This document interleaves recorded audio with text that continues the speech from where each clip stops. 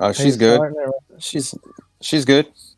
Welcome to Ballers and Breeze for December the 2nd. We are flying by the seat of our pants tonight, folks. I You look am naked. I'm at Disney. Brad is at Disney. Phil is got his girl running out the picture like she done stole something. So we are having too much Short fun and right now. sweet one right here for everybody, so they can go catch some live bait out at Disney. That's where all the milfs are at and the milf hunters. All right, take it So away. so first, I don't think we're gonna just bounce around. We're gonna bounce around for a couple or for a few games. I think we have maybe a handful, five, maybe probably 4 or 5 that we even want to talk about. I just know Probably that we five can. games. Yeah. So just a quick first game that's on the slate that I don't even think really need to say anything much about besides the fact, like I was just saying, the Chargers at the Patriots, 5.5 points to the Chargers. I think you got to run the Chargers here. Just I'm taking the Chargers 5.5 points with the defense. I think that Bailey Zappi, Mac Jones don't know who to throw the ball to, so I think the Patriots lose. I think this is Bill Belichick on his last leg, and I mean that's it. You guys got any other thoughts on that one? I mean, if y'all don't got anything against the Chargers winning, I think we can. New England has a good run defense, so I would temper your expectations on my man Eckler, but that's it. I would I even mean, I'm say not. just like last week with Ramondre Stevenson, if you just kind of need a running back from a daily fantasy perspective, he's got to. They're going to give him targets. He's going to get catches, and so that's really good from a fantasy perspective. So if you're needing someone a little bit lower tiered, but that probably will get a ton of volume tomorrow, that's one of your picks. Okay. All right. I think that's the Next Chargers game. defense. Next Yeah, I game. like Okay. the Chargers tomorrow. Yeah. So the next game, 47 over under Detroit at the That Saints. I like that Let game, me all about it, all around it. let me We check just the got injury Saints gashed fan. report. by we just It's a got Saints gashed by fan. Robinson, so Jameer Gibbs looks like a good play. Um, is David Uh Montgomery injured? no, he is full participant, so he has no So tag. So I just can't get behind playing a running back from a team who does that shit that they do. So I mean, one of them's liable to do something, but um, Amon Ross probably gonna be covered by Lattimore. So if you want to hit this game, you probably want to hit um, Josh Reynolds or what's the other dude that Sam Laporta's Jameson probably gonna have a Williams. Jamison field Williams. day on us. Jamison Williams, that's what I was thinking of. So Williams and So Laporta's probably gonna have a field day on us, too. what I was about to say is on the injury side. Before I think Brad, you have a pick of the week in this game, so I'll give out the injury report really quick. Uh, so Alex Anzalone. So this has been a revenge gamer, linebacker for Detroit. He was a Saint. Right. Was a great linebacker for the Saints. He is doubtful with a hand injury, so that hurts that run defense in the middle of the defense. So he is doubtful, and then for the Saints, the y'all's kicker that misses everything is questionable with a right groin injury. Good. Pull somebody down Um, from the stands and let them kick. Cam Jordan, your best defensive end, is questionable with an ankle injury. Marcus May, your safety is out. Your center is questionable. Is Kendre Olave Miller still again. questionable? He is still questionable with his concussion. I did see something earlier that he did participate in practice. What about He was a Shaheed? full participant. He was full participant in practice on Friday. Rashid Shaheed is out with his thigh injury. So that puts a full boost up on A.T. Perry, I would think, or Lim Bowden the third. So there's your two get off difference. And even if Olave is out, so that's your starters for y'all tomorrow is going to be A.T. Perry or Lynn Bowden the third. If there is no Olave, but he did have a full practice on Friday, so Could mean a lot I more would. targets there for Alvin Kamara too. Yeah, and then like I said, no Kendre Miller, so obviously your get off of your backup's going to be Jamal Williams. So, what I was looking at, trying to see a little bit of the ownership here. Oh, Brad, you want to just give your stardom off of this game real quick? Yeah, definitely. I want to start off the Kill Athletics pick of the week or start of the week with Jahmyr Gibbs this week. I've been watching his target share and sort of fantasy points over the last 4 weeks. I know that Phil was just stating that sometimes it's kind of difficult to choose between David Montgomery and Jahmyr Gibbs, but just based off of what I'm seeing versus this matchup, I really like the more pass catching friendly Jahmyr Gibbs over David Montgomery this week. He's actually had the last 4 games, he's had 5+ passing targets. In the last game, he had 8 passing targets. So I can definitely tell that when Jared Goff wants to get him the ball, they can do it both in the run game and also the pass game. I think that sets up a little bit more friendly for this matchup than the previous matchups before him. He's also had the last 4 games, he's had 10+ fantasy points, even 20+ points in the fantasy game in the previous 3 weeks before last week. So again, I just think that volume seems like it's going to continue to keep tilting a little bit more towards the younger back than the older back as we kind of continue through the rest of the season here. And again, just what he gives you out of the pass game, I really like this match. So starting out the Kill Athletics with Jahmyr Gibbs on the first call. I don't dislike the Jahmyr Gibbs call. I mean, I think that if any team needs running back support, I would think that you need to get, because you got to think Jared Goff is Jared Goff, and Jared Goff tends to be Jared Goff. You know what I'm saying? Like he's not always top tier Jared Goff. You know, Jared Goff he does that dumb shit every once in a while where he gets behind, like he feels like he gets behind the 8 ball and just starts chucking and ducking and making stupid decisions. And so I think when you have a pass catching running back that's like Jahmyr Gibbs, that I've even seen him this season line up in the slot, like my man, like Phil's man Alvin Kamara did in his earlier career. So I feel like Gibbs is a good play. I do see the ownership differences. There's a gulf between him and David Montgomery, and like Phil said, I know it kind of sucks to have to make that decision, but I mean, this is a team that's kind of running for its life. You know what I'm saying? And even though they have 8 wins, they're 8-3. It's easily they could be number 1 seed or having to go somewhere. You know what I'm saying, for a playoff game. So it just really depends how this last few games, this last part of the year works out. Is that a blueprint that the defense will now be able to successfully deploy each week against Jared Goff? Or is this sort of a one-off situation with a divisional opponent? So we'll definitely have to see tomorrow.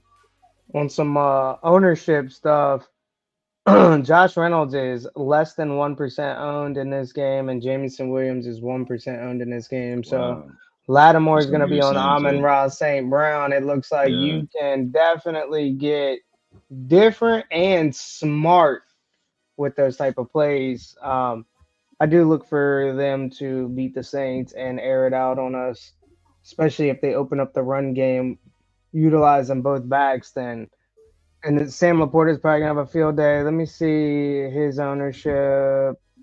Sam Laporta is not even the highest owned tight end right now, so he's like pretty much down on the list, 6% owned. So what I was thinking is how I think that Ben Johnson's gonna utilize Amon-Ra tomorrow is less trying to line him up against Lattimore, because Lattimore takes that outside, right? Like he's a outside type, quarters type corner, as opposed to where they can, instead of a slot corner, right? So you take Amon-Ra and he can work that slot. So you move him into the inside to get him off of Marshawn. But the same fact of the matter is, at the same time, that does that so he can take the coverage away from everybody, and that opens up for Josh Reynolds and Sam Laporta, who's been eating. And Jameson Williams, you put Jameson Williams on the offside, on the deep side, and Jameson Williams got the wheels to take the defense away. And all it takes is Jared Goff to just not throw a duck deep without Marcus May back there and up off the offside from Honey Badger. And then it's a because Honey Badger, doesn't always play deep. He most of the time plays box anyway. So I think that that Jameson Williams on the offside, lining him up on the offside of Amon-Ra tomorrow is a hell of a play. I mean, because I kind of feel like they're kind of. I know that we've been calling this Josh Reynolds thing for a while now, and it feels like every week he's less and less involved. When, like I said, he does that thing he did for the Rams. He disappears for long periods of time. Now, I may eat my words tomorrow, and this may be the game where Josh Reynolds goes off. But what I'm saying is he does disappear for a while, and I'm like, what the hell? Where did you go? But if I had to pick between the two in just this situation, knowing what I know about the Saints defense, I think I like Jameson Williams just a tad bit better than I do Josh Reynolds. Just because Josh Reynolds is not a burner. 1% and under, so either one. Yeah, Jameson Williams is the more I call him the burner type receiver where he they take the top off the defense. That 4-3 type speed. Whereas Josh Reynolds is more your possession and Anquan Boldin style that's going to kind of get intermediary routes in between the middle. More possession receiver than he is burner. Yeah. Next game. Oh, the spread on this, by the way, is the Lions favored by 4. I'm gonna take the Lions by 4. It's in New Orleans. Y'all have we don't know who the kicker is going to end up being. If y'all's kicker's out, obviously your kicker shanks stuff left and right. If the game is closer, if the Saints are winning, we'll throw it at the end and we'll lose by 4. Because we'll miss a field goal. And they'll kick it. Oh, I do. I thought I do like tomorrow somebody that we're not talking about, and he is probably pretty high owned, I would think. Juwan Johnson. I like Juwan Johnson tomorrow. He is high owned. He's high owned. Starting. Yeah, I know a couple lineups starting. I know I actually had to pick him up because I lost Dalton Schultz. So I ran out in it's our 10-man league.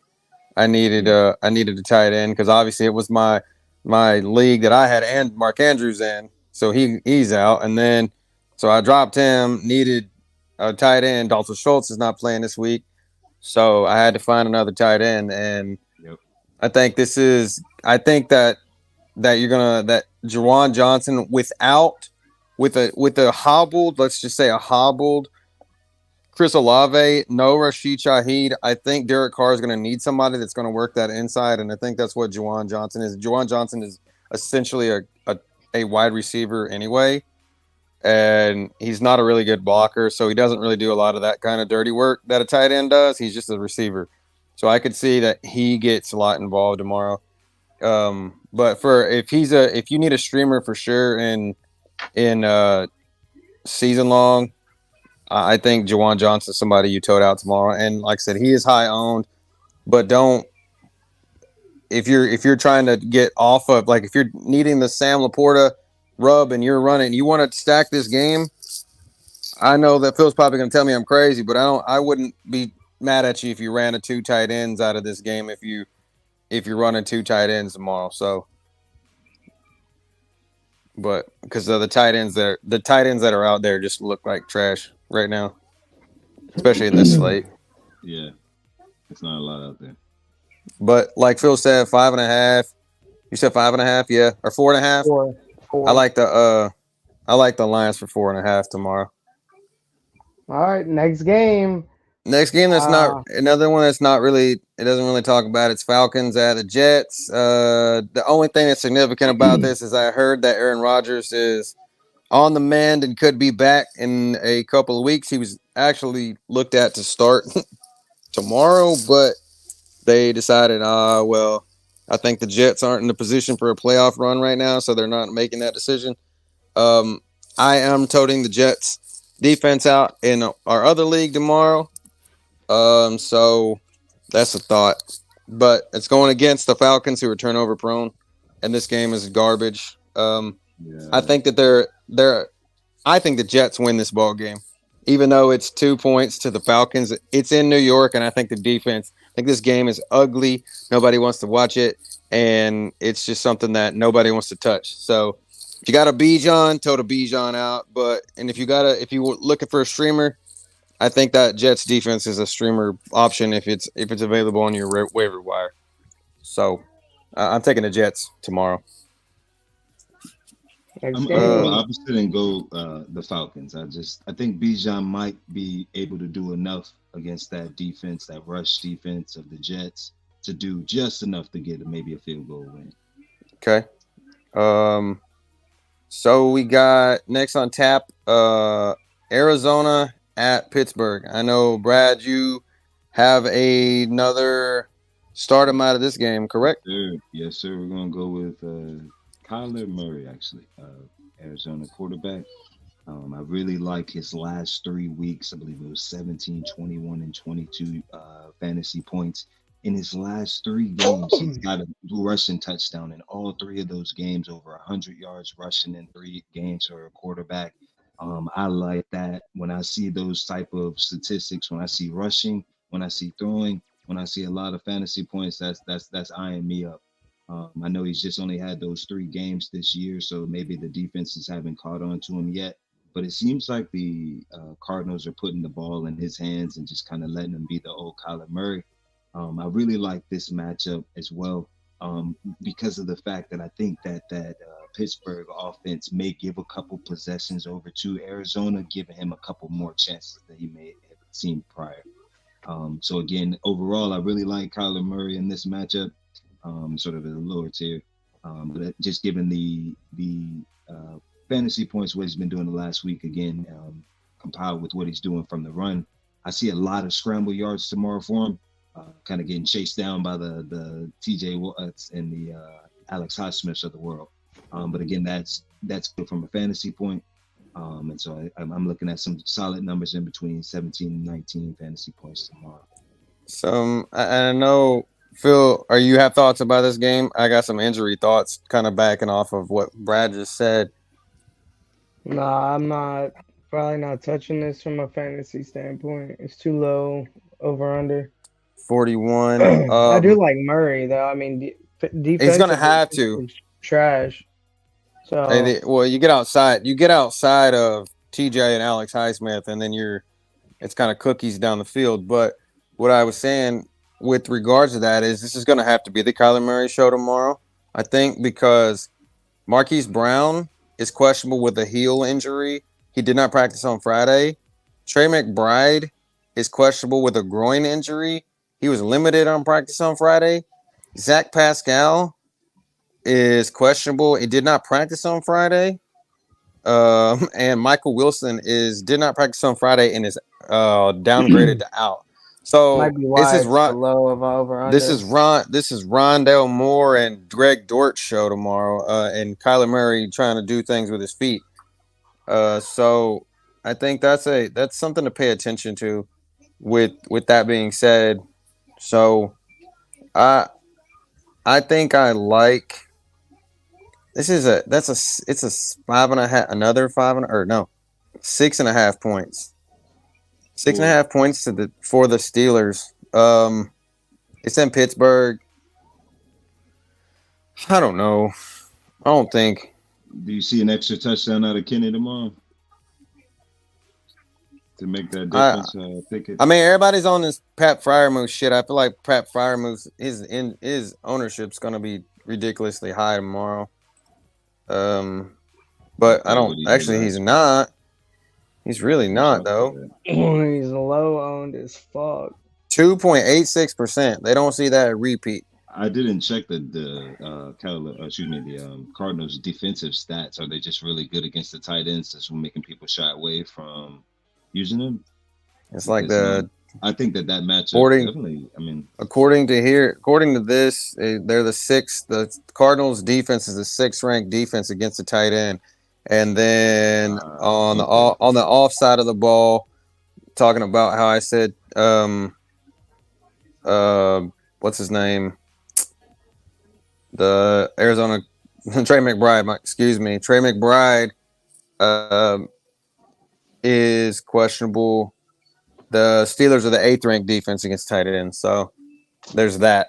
But we know that Kyler Murray's just been looking for him early and often. So, but again, I think I like the Cardinals to cover that 6.5 points. I think this is a 3-point ball game. I go Arizona to cover as well. Okay. All right, let's keep it cooking here. Next game, Indianapolis and Tennessee. Phil, you got thoughts on that? It's 42. I mean, I know it's not glamorous numbers here. There's just better games. I think for thoughts. Yeah, you got your Michael Pittman's on the world. You gotta tot him out. I mean, he's like the second highest owned wide receiver. Yeah, right Michael Pittman is. Yes. Michael Pittman's the second. Another reason to stay off of him for DFS, but for season long. If you season long, he's winning. He's toting you for wins tomorrow. I think against this terrible secondary in Tennessee. And then I know a streamer. A lot of people are losing. Don't have Lamar and they don't have Josh Allen this week, and then you might have a quarterback that's hurt. I'm not sad if you toed out Gardner Minshew tomorrow for a streaming option. I've seen him. He's available on a lot of waiver wires, and he's made that connection with Josh Downs and Michael Pittman work. And then another thought that they're without Jonathan Taylor. This is the Zach Moss show tomorrow. Zach Moss, and if you're looking for a handcuff to Zach Moss, Trey Sermon.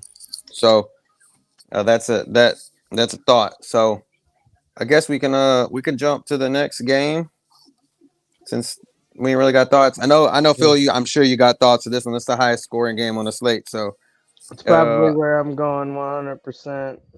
Miami at Washington. The spread is 9 points to Miami here.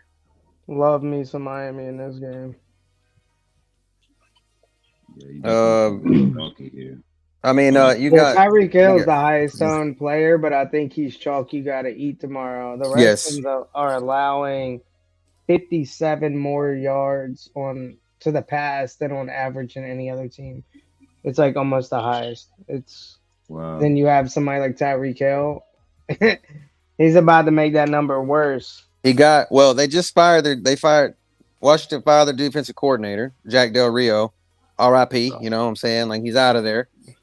Ex-Jags coach, ex-Dallas Cowboy player. So I don't think it matters, to be honest. I'm saying they did. Do you like Tua tomorrow as for starting? Like if I'm running a daily fantasy league, I mean, he's a second highest owned quarterback. He is being owned high too as well. That's why I thought they were going more to just Tyreek, Waddle. People know what's coming. They were Tua, but okay. They are off. People are off of the What about the running backs here? Is it just only being loved towards the Miami side in this matchup and not really towards the Redskins side, or is the Redskins side just a full? What are you talking about? Redskins side isn't that bad. McLaurin's up there with some ownership. But you're talking about ownership wise for quarterbacks. Sam Howell is less owned than Kenny Pickett, Baker Mayfield, and Gardner Minshew, just to say some names that are above him. Okay. So he's less than 6% owned. I mean, that's not a terrible matchup for him to throw. I mean, because he's a little bit of a running quarterback, right? And they don't have Miami doesn't have Jalen Phillips. They lost Jalen Phillips, so Jalen Phillips is a get off the ball type linebacker, defensive edge, whatever you want to call him, right? And so Sam Howell's got he's got those wheels, right? He's not a Ferrari, but he's more like kind of like Corvette type wheels, you know, like he can move and he can throw the ball too.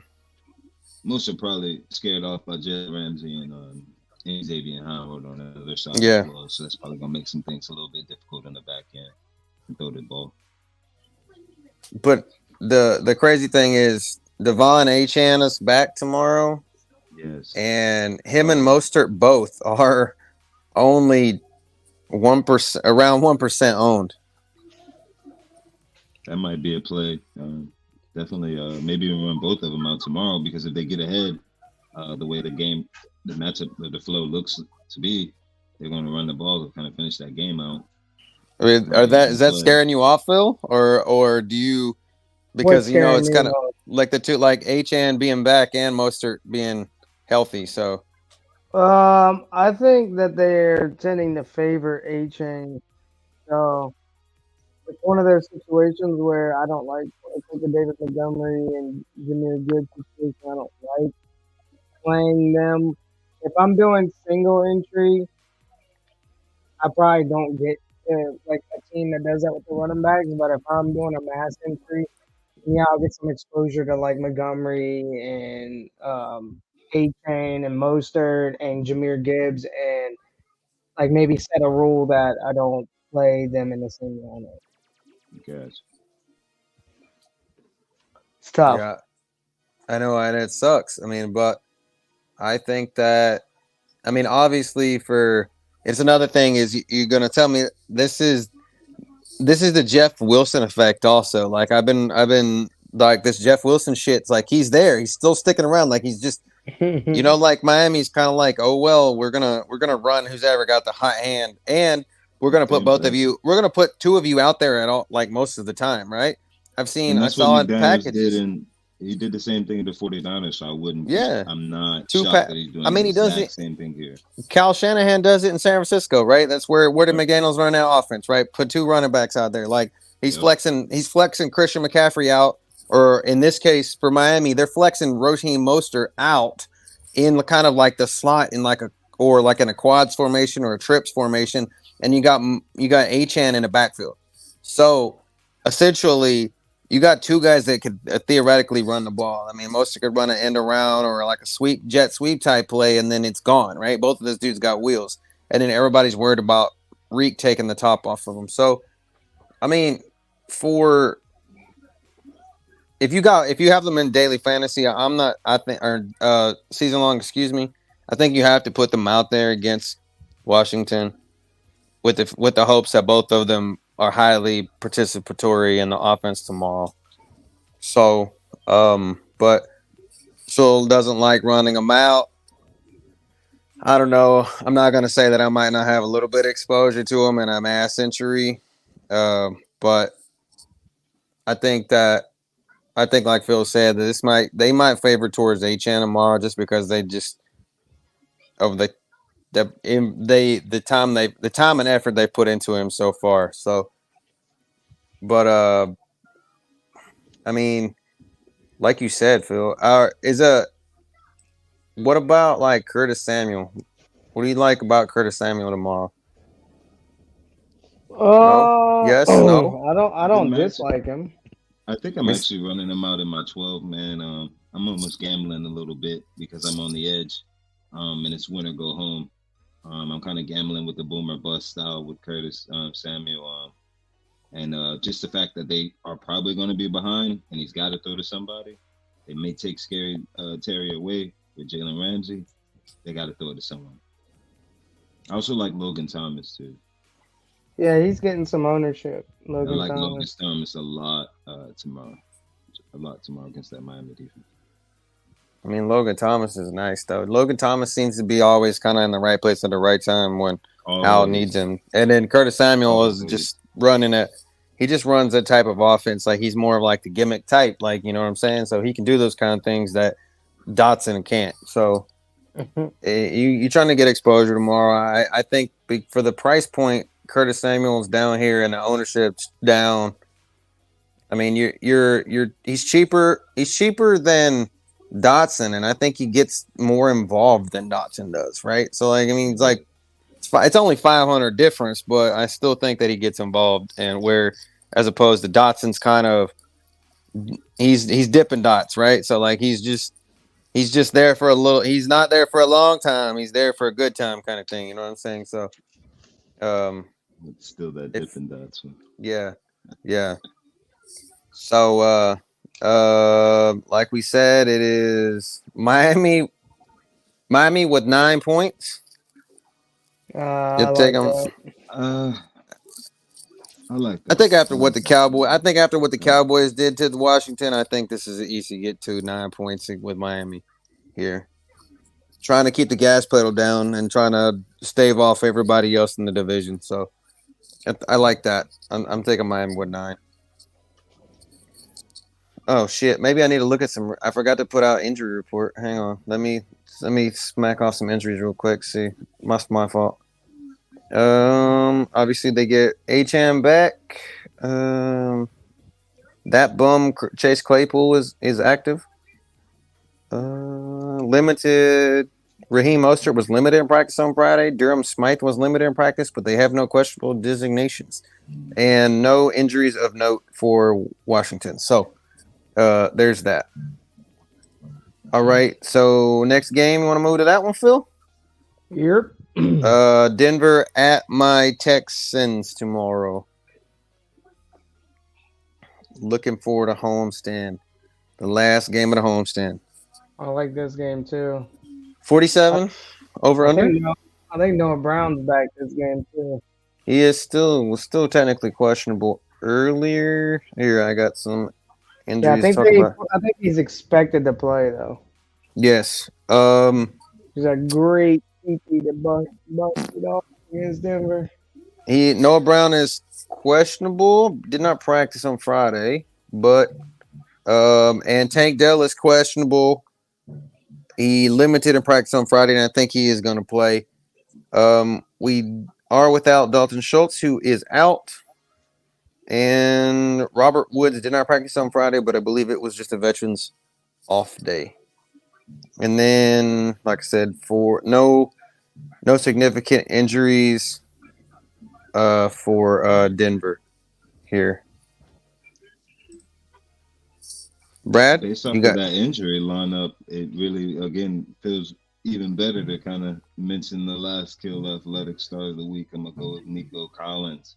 Again, just giving off the fact that two of the receivers hadn't seen a lot of time this week from a practice perspective. It seems like the coaching staff are probably gonna go ahead and target up the most healthiest receiver you have. In this instance, it is Nico Collins. In his last 3 games, he's gotten 5, 9, and 11 targets. I believe his last game against my great Jaguars, he did have 104 and a touchdown.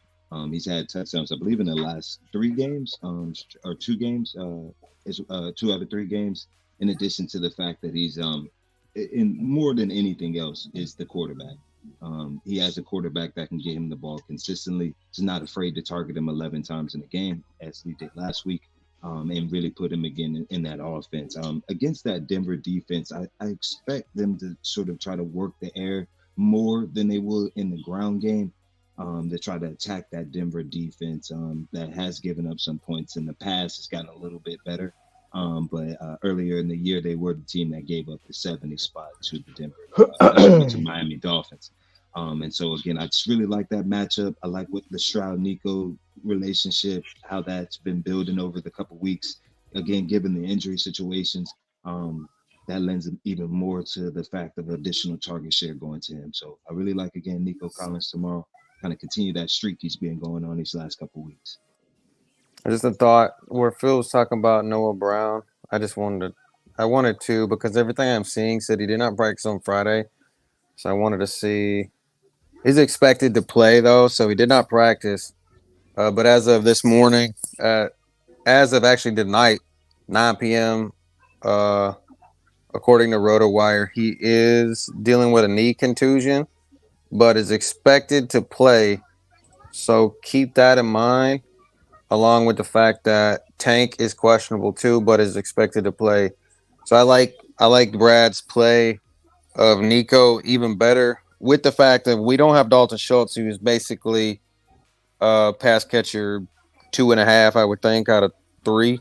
It's kind of like it's either Nico, it's Tank, and then Nico or Dalton Schultz, and then it was kind of Noah Brown, Tank Dell. So Tank Dell was kind of hurt when Noah Brown was hurt. So we haven't really got everybody all on the same page at the same time. So I do like Nico here.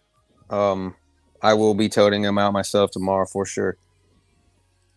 and probably 2 out of 3 if Tank plays. Maybe Nico. I'm not really sure. Hell, I'm even tempted to run them both.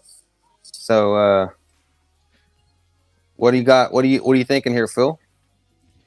I mean, I like Noah Brown. It's so tough from your side. And Noah Brown's cheap, and people probably going to be off of him because of the Q tag. You can never go wrong with like Nico and Tank Dell. Tank Dell is the 4th highest owned.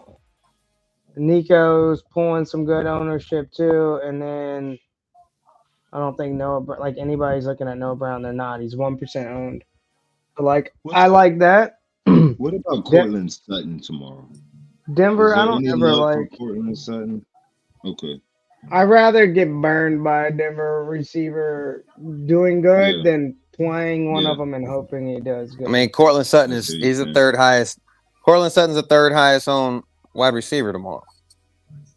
So there's a little love for him coming in this. And I feel like that's the kind of like we've gotten to the point where Russ is looking for Cortland Sutton like he used to look for Tyler Lockett. In Seattle, like he's looking for him. And I don't know. I think he's better positioned at a wide receiver spot right now than Jerry Jeudy is, because I feel like Russ just doesn't get to Jerry Jeudy. And like Phil said, I'm going to be off from Jerry Jeudy, even though he's 9% owned. If I had to, I would eat the chalk on Cortland Sutton if I had to get involved with a pass catcher from the Broncos, because, and even I kind of thought about it like this, because if we noticed, kind of dipping back into Phil's Saints bag with Sean Payton, what did Sean Payton do? Even though when Drew Brees was there, Drew Brees didn't tend to spread the ball around a lot. He had one guy, and that's always who Sean Payton schemed up, right? He had one wide receiver he really liked, and that was like in his time there. Think about it like this. I'm gonna give you a couple names, and you tell me whose body type out of Jerry Jeudy and Cortland Sutton they make. Marquise Colston and Michael Thomas. Both of those dudes are big body type receivers. They're not small, shifty guys, right? They're not. Mm-hmm. And so that's what in my head, knowing what I know about Sean Payton being that he wants to get back to the basics of football, right. The smash mouth type football, run first, and then throw to the big body receivers to get the contested balls and touchdowns. So that's why I think Cortland Sutton is being favored over Jerry Jeudy, and why the ownership is the way it is, because everybody else is seeing that old school Sean Payton style that he had with the Saints. Yeah, that's what he's come back. My problem with Sutton is he's never gotten you tournament winning value. Oh no, I know that. He hasn't done it once this year. So if he does it this game, it's like, well, that's why I'd rather them burn me doing that than play them, because they just don't get you tournament winning value. I think it's like most points was 21 points. That was on like week 2 or some shit. Yeah, his ceiling is not there for what his ownership. He's got to get you 4x. He has to get you like 22, 23 points. What you really want for tournament is 5x. You really want 25 to 27 points. And he's been nowhere near that. He should be like a $4,500 receiver right now. He's just way overpriced. 5,400, yeah. Way over. And then I don't think you get to anybody. I mean, and then obviously for Texans, the Brevin Jordan is our only tight end tomorrow, and I think he's over-owned myself personally. But with the game is 3 points to Houston. We just signed that same kicker that missed 2 field goals last week, so take that as you will. Hopefully, I'm going to take Houston just because I'm going to be homer in this one, but I wouldn't be Houston tomorrow as well. But close, just like the 3 says. It's going to be a close game. That Denver's team starting to play a lot more efficient. And it's over. I've been here at Disney for 4 days now, and I've heard more people come up to me and say CJ Stroud is the man than I thought I'd ever say in my life. So That means you're wearing that hat too much. Hey, bro, it's different people, different hats, different days, different people coming up to me and saying from all over the place. CJ Stroud's a man, dude. Y'all picked the right guy in Houston. I had a guy tell me the other day that was from Carolina Panthers. He's like, I hate it so much that we picked Bryce Young, and I was like, sucks to suck, bro. All right, next game is the Carolina at Buccaneers. I like one player in this game, and that is Rachaad White. That's I just say 3.5 here. 3.5 Can't go wrong points. with those options. Maybe get different with K. Otten, the tight end for the Tampa Bay Bucks, but outside of that, I can't really speak on. Yeah, that over-under is 36 points. That's a no-go for DFS all around it. I probably don't even – Rachaad White's like the second ISO and running back. He's got the matchup, but does he have the potential to like get you DFS value with that low-ass over-under? I don't I'm gonna Plus he's high-owned. Cash, play him, but in GPP, got to bench him. I'm thinking I'm gonna go conspiracy theorist at its best right now. They just fired the coach, right? What did the Raiders do when they fired their coach? Raiders rallied around the man and they come out and throttled ass, right? Okay, so I'm just looking down here at Brad's man Adam Thielen at 6,600, and he's about 7.5% owned. Now, I'm not saying to just like totally over own him or whatever, but I'm just saying for everybody that's listening, don't be surprised if this is Adam Thielen at his like coming out and the NFL is trying to put Carolina in a good light after all the shit that's been going on. And just, you know what I'm saying? Like just what we saw with the Raiders who were bottom feeders, just like the Panthers are. And I'm just saying that don't be surprised that this is Adam Thielen's comeback game tomorrow. It just something tells me that I feel like I've seen this story written already once this season, and it might be written again, where we're gonna get, oh my God, the Panthers are really not that bad. It was all the coach, you know. So don't be surprised that if we see some crazy rival, shit. Dude, it's probably just gonna be some low scoring shit. It probably is, but what I'm saying is we saw it with the Raiders. That's what I'm just saying. Like we've seen it written once. It's Tampa 3.5 in Tampa. It's probably Tampa. I think Tampa wins this. I think Tampa wins this game going away easy. I like Tampa as well. I think Baker does enough tomorrow. Yeah, with his over-owned ass. Okay. Probably the game everybody's gonna be watching in the afternoon. Which if you're not watching it, you're gonna be like me. It's just you're not gonna be around a TV. So it's San Francisco, the NFC Championship rematch. So we got a Super Bowl rematch, and the Eagles won it. Now we get an NFC Championship rematch, and they're saying that the San Francisco 49ers are gonna win it. It's in Philly. So, 3 points to 49ers. What you got, Phil? What tell us. I know you all about this game too. Oh yeah, I love everything about this game. The only thing I don't like about this game is it's in the afternoon. And I always think afternoon games tend to score weird or weird players get the scores. Besides that conspiracy theory, I mean, you got to love Ayuk, Samuel, Devontae Smith, and AJ Brown in this game. I think is it the highest over under on the slate? Second highest over under on the slate. But I think they're both playing for number 1 seed in the playoffs, so it's either gonna be like heavily defensive, not much scoring, and that's the conspiracy side to this. Because it's an afternoon game, everybody expects it to be like a shootout. It's just defensive. It's slow. It's a backup like Gainwell getting a touchdown type weird shit and field goals. Or it's fucking AJ Brown scoring 3 touchdowns and Deebo Samuel getting 2, Ayuk getting 1, CMC getting 1, and it's like 55-53, and somebody kicks a field goal to win it at the end. Like, it's 2 ways this game's gonna play. You definitely have to target it, but I would not put all your eggs in this basket. Like I said, it's an afternoon game, so welcome to the weirdness.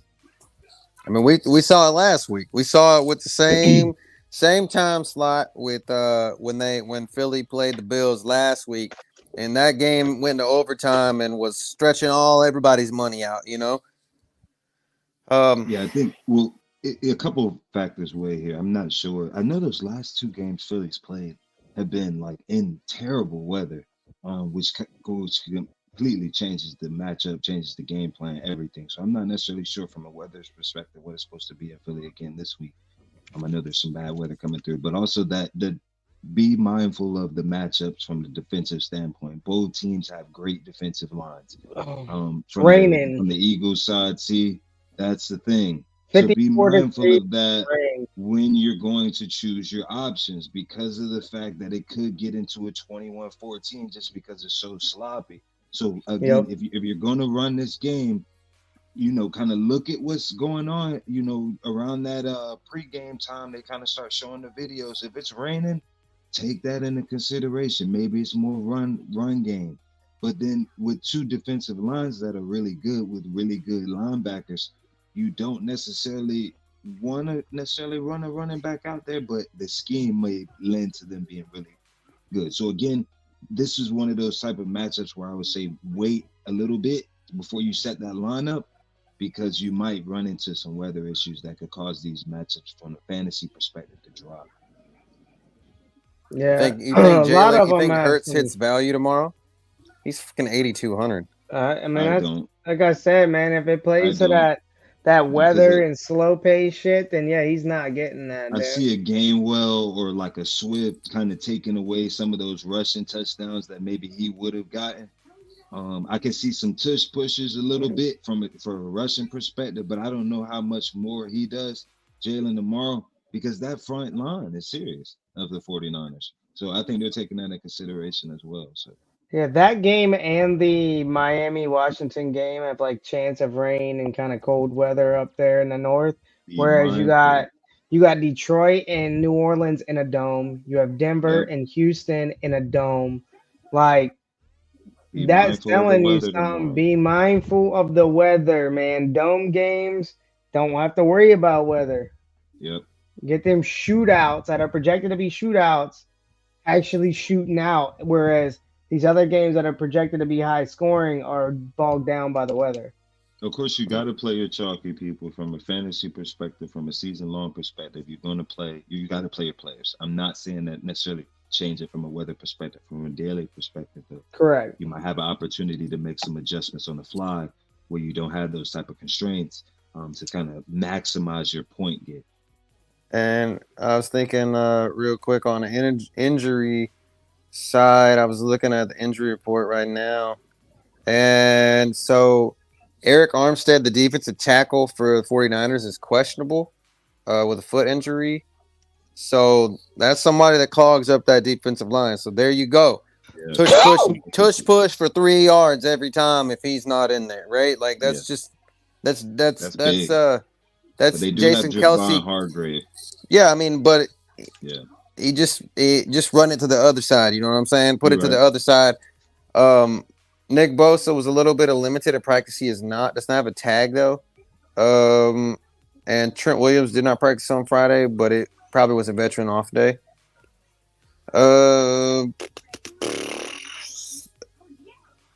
Fletcher Cox did not practice on Friday. Is questionable with a groin injury.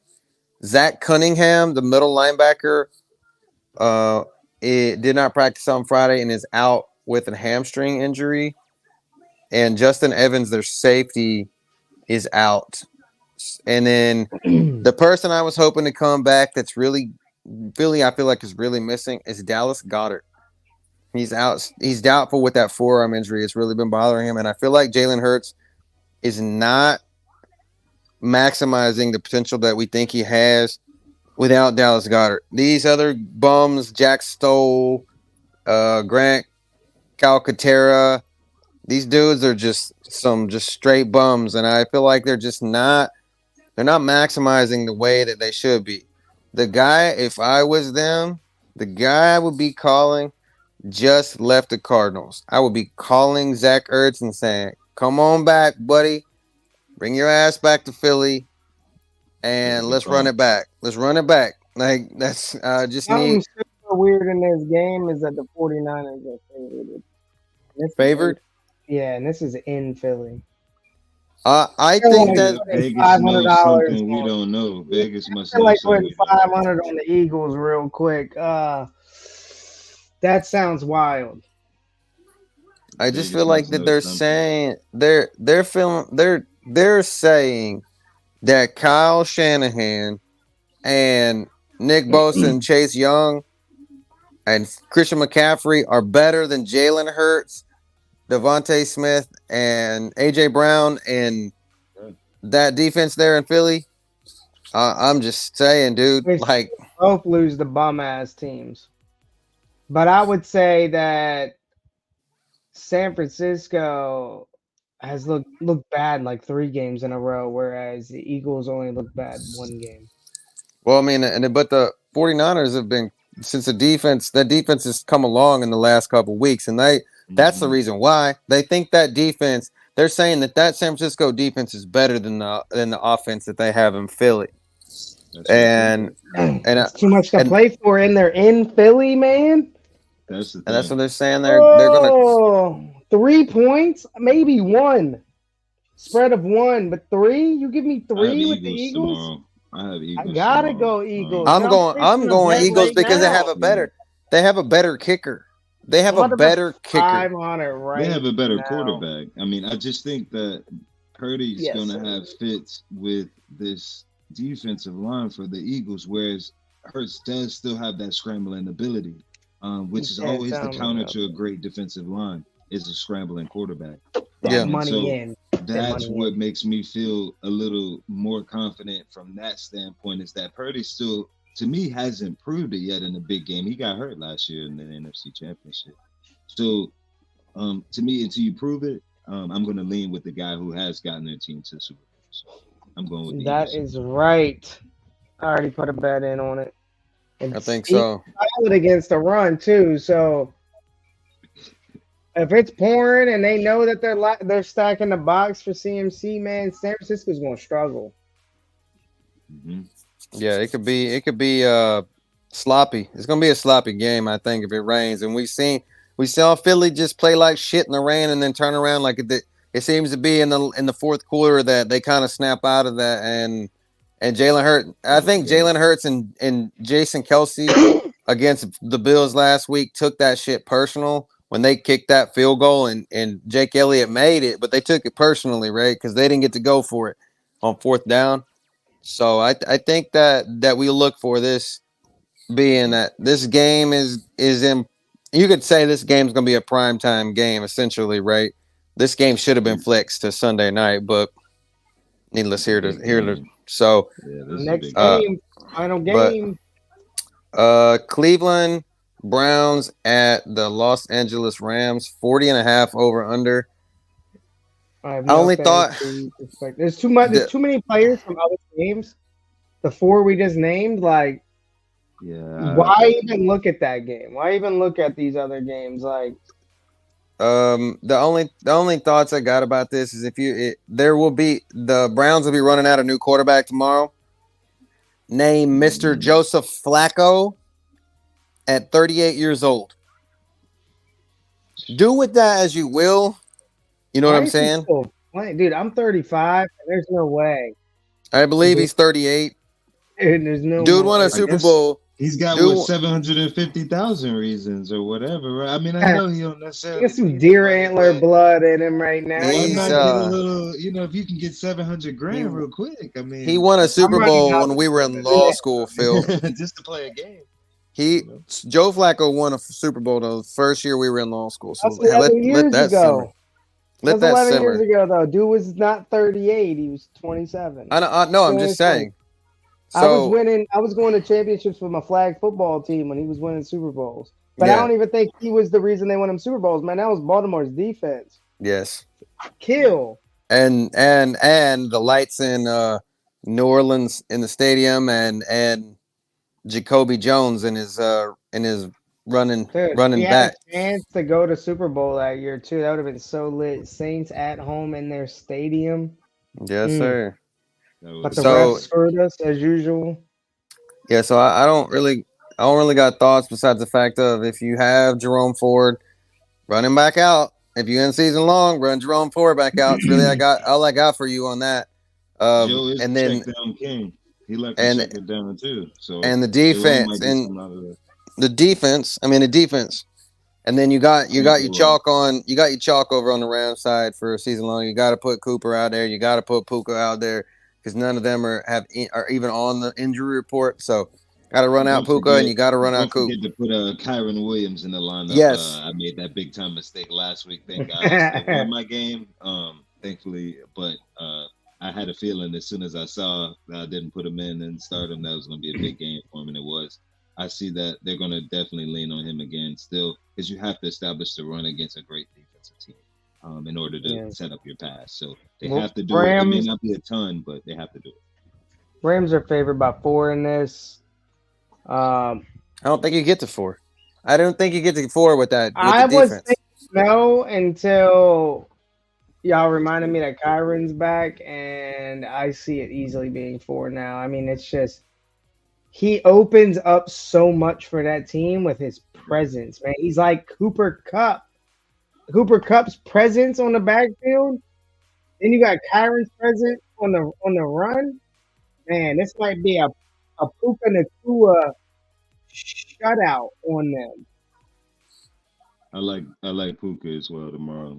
But I'm gonna take the 4. I'm gonna take the 4 for the Rams. 4 as well. I'm gonna trust Stafford over Flacco. Kind of running it back to old school game. It's a little old school when I say that out loud a little bit. A little Stafford versus Flacco. We're watching a Baltimore and Detroit game. I feel like I just went back in time a little bit. But I'll take that. I think it's I don't think it gets to 4. I think I'm gonna trust the Browns defense and Myles Garrett. And Myles Garrett, we trust. You know what I'm saying? That's what I'm going in right now. I think Myles Garrett just goes out and wins the ball game himself tomorrow. I feel like that offensive line for the Rams is dog shit. And Matt, R.I.P. Matt, like our Georgia Bulldogs got our ass kicked by the Bama Roll Tides. You know what I'm saying? So I feel like he's going to take some sacks tomorrow, and it's going to be at the hands of Sir Helmets Off. So I'm taking the Browns tomorrow. All right. Best of luck, fellas. Got questions? Shoot them in the Facebook group. Go win that millie. Go win that millie at us. Let's go. Let us know that we helped you win that millie. Cool. Yes, sir. Inactives up. I got Jody and Brad, go enjoy your fucking vacations. We both in the room, man. I think we about to crash out because you going home tomorrow, day, man. It's been a long day. I've been up. Oh my God. What are y'all? Joe Flacco's playing football tomorrow, and y'all are in the bedroom at 9 o'clock. I should be inspired, right? I guess I gotta get going. Man, like I said, the MILFs are out, the GILFs are out, the Cougars are out. Man, I could never. You missed a hell of a dinner last night, man. But anyways, last night. I'm trying to think. I feel like I was doing something. I don't even remember. I was at Nights of Lights last night, dude. we gotta get us all down there. Yes, sir. I'll make it down there eventually. Luca's not ready for that, dude. He'll be down there calling everybody. You gonna love it though when you do. You gonna love it, man. I'm telling you, it's so trippy out here. He be smacking kids and everybody. We will catch you guys on the flip. We're gonna take the rest of this conversation offline. All right, y'all. Adios. Peace.